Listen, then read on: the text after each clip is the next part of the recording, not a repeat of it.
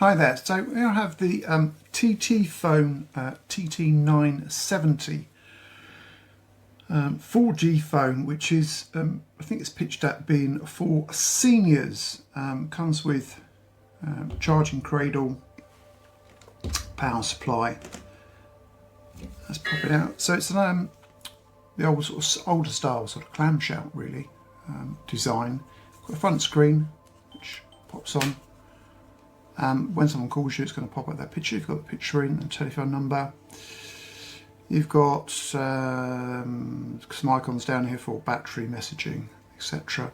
On the back, there's a speaker, and then you've got a pop-off plastic cover, very much to the older style phones, where it gives you access to the removable battery, SIM card, and it's got a micro SD card slot. You've got volume rockers on the side. Still has the 3.5mm port for headphones. You want to pop them in, and it's also got a micro USB port. Also, if you want to charge it direct from the cable rather than using the cradle.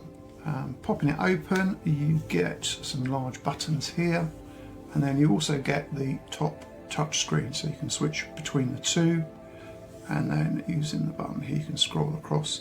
It's got some apps built in, so we've got WhatsApp, we've got messaging. You can just use this to scroll across, or you can use switch across to touching it and go back. So WhatsApp, call logs, photos, and you just scroll through.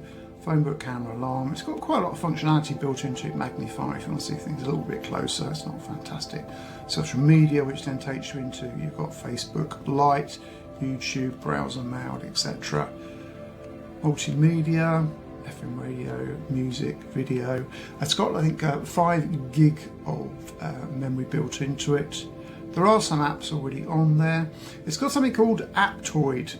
Now, this actually runs, I think, Android 8.1, but it's not running Google or Google Play, so you can't access the Google Play Store. Now, it does have something called, say, Aptoid, which is sort of a bit like Google Play, but you can't access any of the Google apps. You can't actually use the Google Play Store. You can't use Google Maps and stuff like that. There are apps on there.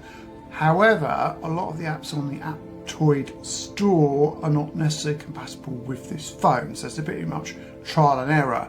I have tried an app, navigation app, which does seem to sort of work okay. But so you have got WhatsApp, you have got Facebook Lite and YouTube and some others that work reasonably well with that. Obviously settings, go into there, you've got wireless LAN, you've got mobile data, etc. So it's got a reasonable amount of functionality to it. The buttons themselves are quite large.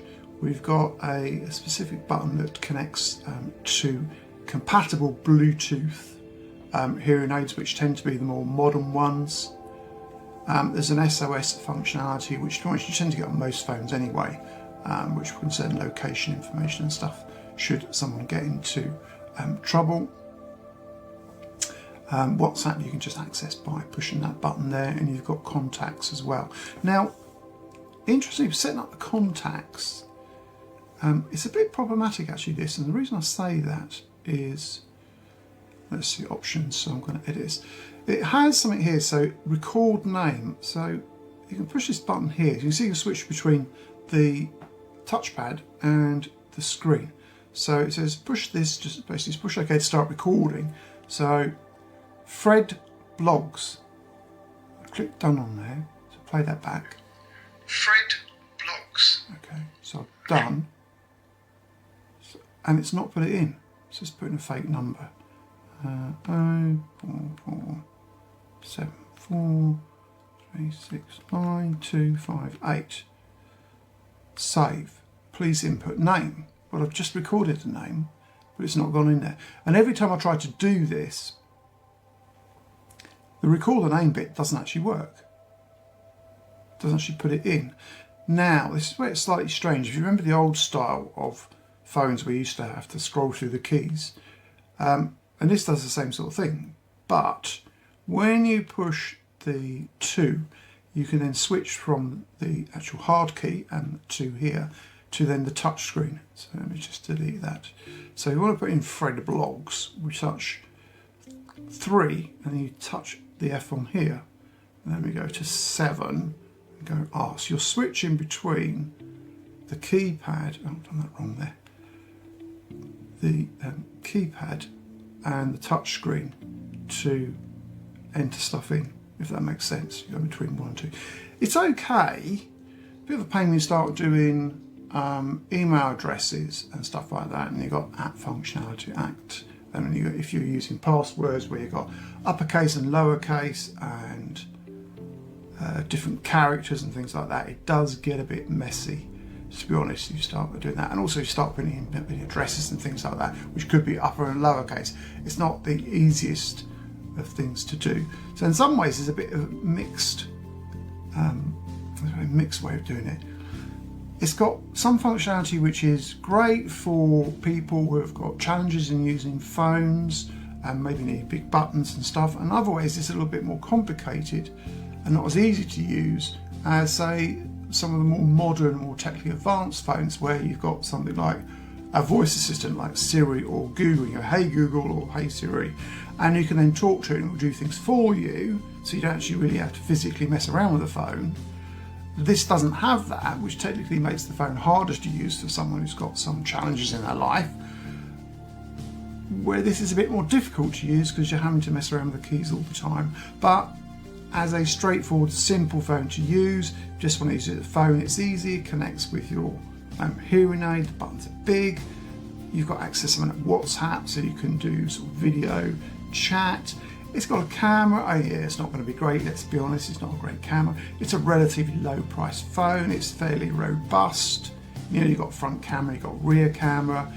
It's got all the functionality that you're most probably going to need of a, well, let's say it's a basic phone, because it's not a basic phone, so it's got quite a lot of stuff built in.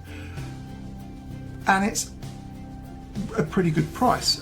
Currently, let me just check, it's $129.99 on Amazon, which, you know, it's a nice clamshell design. You've got the dual keypad and touch screen.